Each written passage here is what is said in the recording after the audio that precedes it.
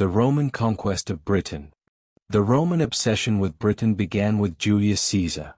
In 55 BC, with Gaul mostly subdued, Caesar sought a new prize and political glory. Caesar crossed the Channel with 2 legions. The Britons, tribal and warlike, met them with chariots and fury. The landing was hard. Supplies ran low. The weather turned. Caesar left. But he returned the next year, better prepared.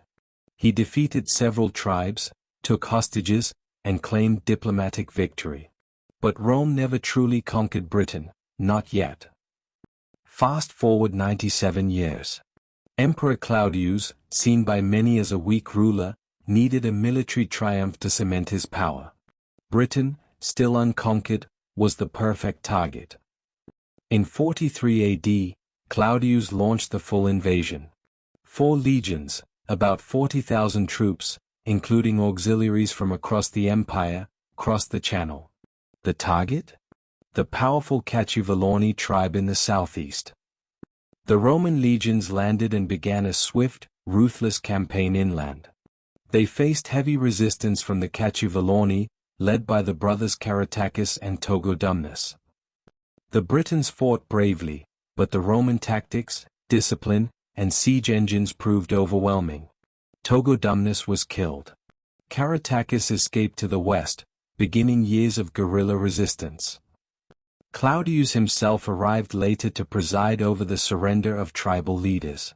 Rome declared victory, and Britain officially became part of the empire. With victory came transformation. Roman engineers built roads, forts, towns, and brought with them Latin, Roman law, and new gods. Camulodunum became the administrative center.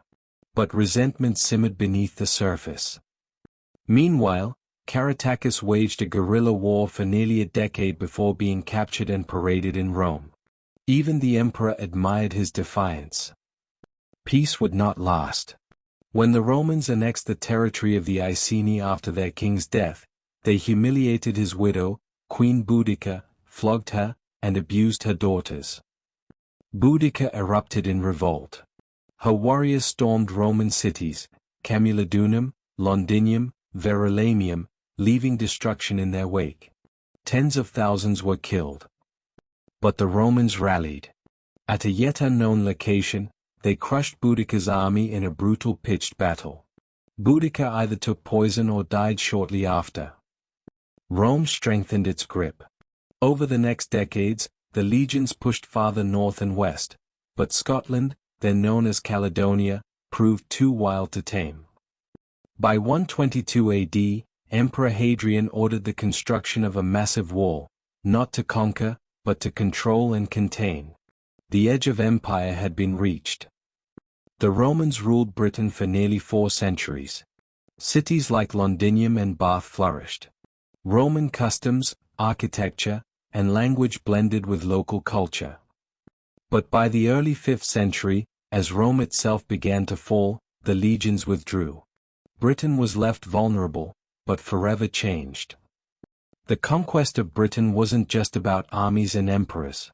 It was about identity, resistance, and the spread of an empire's legacy to the edge of the world.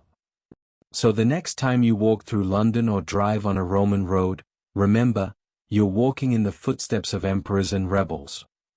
If you enjoyed this story from history, give us a like, hit that subscribe button, and tell us in the comments what time period you want us to conquer next.